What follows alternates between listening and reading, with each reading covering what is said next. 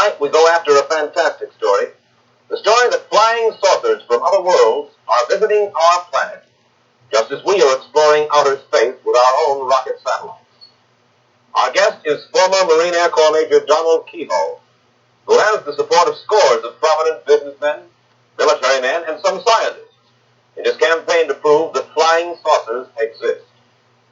If you're curious to know why Major Kehoe charges that the United States Air Force is deliberately deluding us when it calls saucer stories the bunk, if you want to hear his own evidence that the saucers are real, and his reaction to the claim of two Americans who say they've spoken with men from Venus, we'll go after those stories in just a moment. My name is Mike Wallace. The cigarette is Carlos. The new The Mike Shill interview. Filter Parliament presents Dun, dun, dun. Ah, what's that sound? Ah. the Mike Wallace interview. We'll meet Major Kehoe in just a minute. I'm Mike Shill. How does your cigarette stack up against other brands?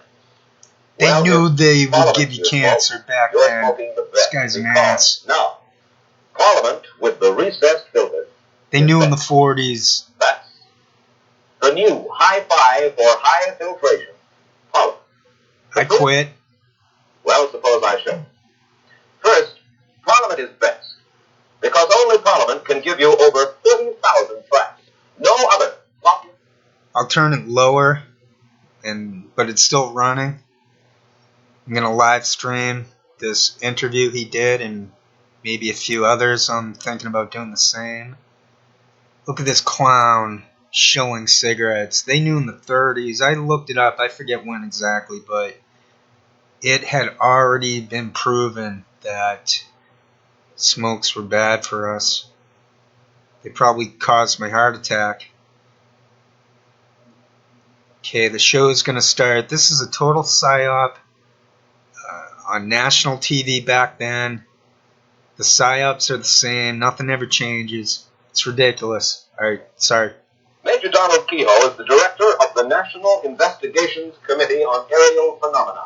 Ooh. As head of this private group interested in flying saucers, Tom he has DeLonge. repeatedly attacked the United States Air Force and others for claiming that flying saucers are apparently flights of fancy and not flights by Martians or men from the moon. Independent surveys show that millions of Americans do share his belief in these celestial saucers. I think they both have crack. Major Kehoe, first of all, Coke let me ask face. you this. Most Coke people jaw. in the United Do you have States, Coke jaw? in spite of the fact that I say that millions do believe, I think you will agree that most people in the United States Isn't that Gus the don't fireman believe in from flying Leave It to saucers Beaver? from outer space. They probably hold the view of columnist Bob Considine, who wrote that flying saucers are products of, for the most part, quote, pranksters, half-wits, cranks, Why is he publicity talking hounds, so funny? fanatics in general, and screwballs, end quote. Talk like a How do human. you feel about Mr. Considine's charge? Well, I know where he got the story. He got it from Colonel Watson out at the Air Technical Intelligence Center in Dayton. In fact, Beaver Colonel Cleaver told went a me. little farther, and he said behind every sighting was an idiot, a crackpot, or a fanatic. A reptile. Included a lot of high-ranking Air Force pilots, incidentally, and many airline captains, people who were qualified to see these things. But he's just following out an Air Force policy. Well, now you're not suggesting that Bob Considine is in the pay of the Air Force. He's an No, I'm independent not general man with a suggesting. considerable reputation. Scrunchy face. No, I have every respect for Bob Considine. In spite of the fact that he suggests that pranksters, half-wits, and screwballs are responsible for the stories about flying saucers.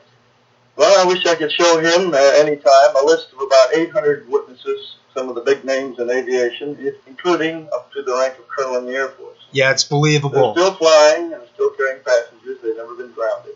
They're still guiding airliners in. The radar men are. Night after night. Snuff bad weather. face. But the screwballs and He's incompetent addicted to pilots snuff. on the job.